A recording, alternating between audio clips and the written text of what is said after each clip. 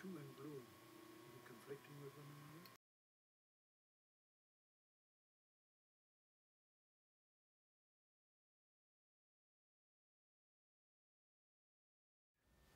The shorthand had to be transcribed, and I generally did the transcribing, with Sid listening to me and correcting me if I made a mistake in my writing or transcribing my writing. He would say, no, that's not the right word, Dennis, it would be this one. Okay, because by now we had kangaroos. Do you know what a kangaroo is? Do you know what a crocodile is? Well, of course you do, it's a bloody animal, but that's what they're not talking about. A kangaroo and a crocodile are two different types of tanks.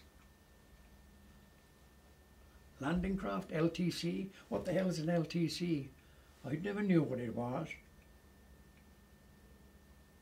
So there was all these abbreviations. And not only that, but how the hell do you write in shorthand Marshal Rotosowski,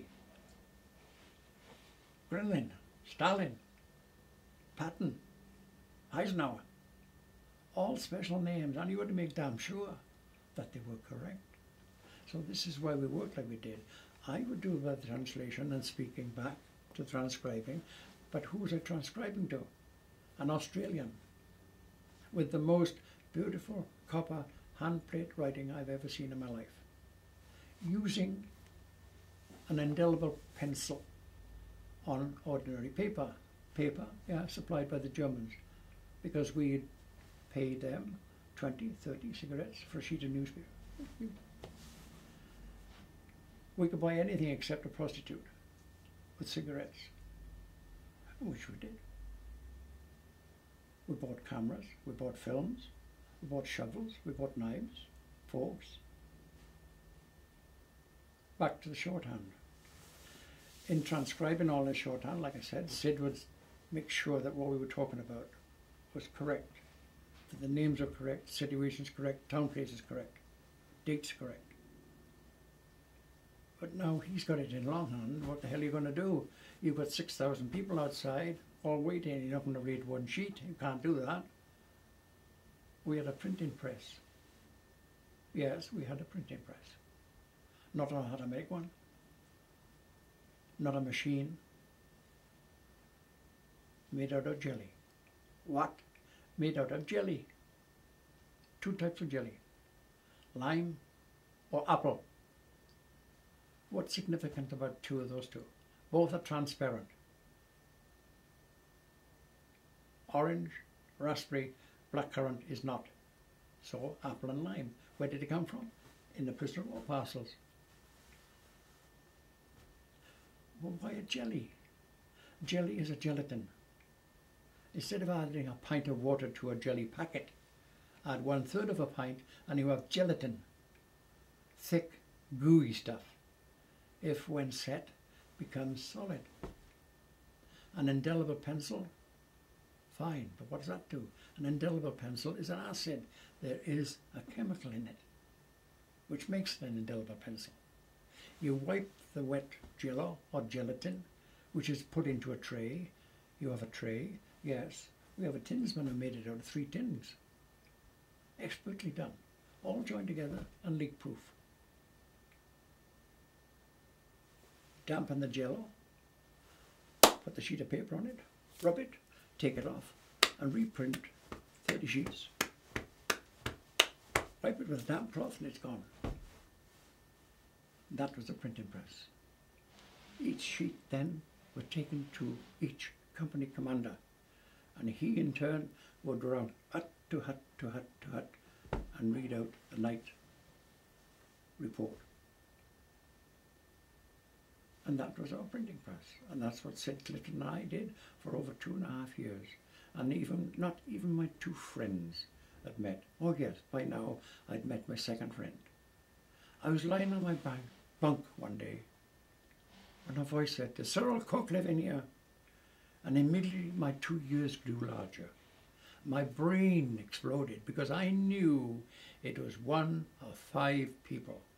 And it could only be one of 4 because one was already dead. He'd been killed. Which one? I narrowed it down and I knew who it was before I opened the door. It was Cam Hudson. I had been writing to Cam Hudson, who was friends of mine when I worked as a kitchen boy in Lydney, Gloucestershire, before I joined the army. And Cam and I had spent many, many happy days together. He was a territorial or a conscript soldier.